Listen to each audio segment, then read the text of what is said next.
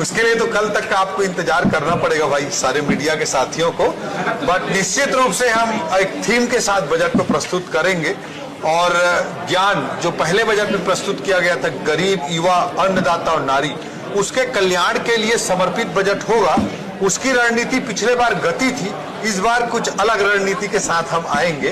और आप जैसे कि जानते हैं कि हमारी जो संकल्प पत्र था, मैनिफेस्टो था भारतीय जनता पार्टी का, वो अपने आप में बहुत ही महत्वाकांक्षी मैनिफेस्टो था।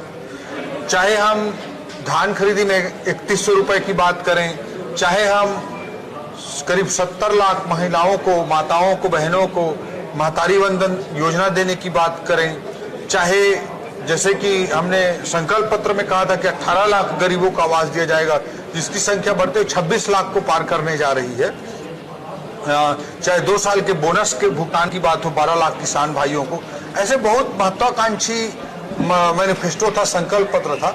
उसको पूरा करने में सरकार की पूरी वित्तीय ताकत हमने पिछले 2 सालों में झोंकी है, अभी भी हम झोंके हैं। इसके अलावा ये सब वेलफेयर स्कीम है, आप सभी मानते हैं।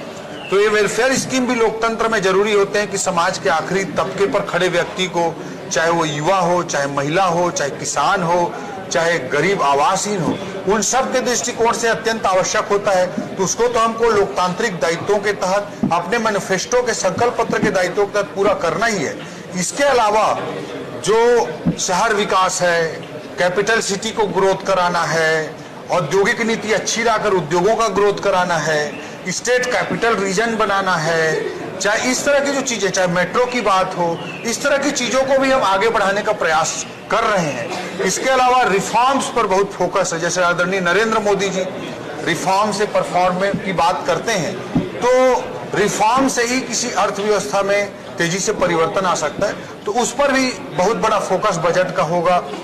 मैनिफेस्टो आधारित वेलफेयर स्कीम्स पर पूरा फोकस होगा। और उसके अलावा जो दीर्घकालिक चीजें हैं, जो छत्तीसगढ़ को, जैसे आदरणीय नरेंद्र मोदी जी भारत देश को विकासशील भारत से अमृत काल में 2047 तक विकसित भारत बनाने के लिए एक पूरी रणनीति के साथ काम कर रहे हैं, उसी तरह से हमारे मुख्यमंत्री जी के नेतृत्व में 2047 तक एक विजन डॉक्यूमेंट के माध्यम से, छत्तीसगढ़ अंजोर विजन डॉक्यूमेंट 2047 के माध्यम से हम भी उस दिशा में प्रयास कर रहे हैं।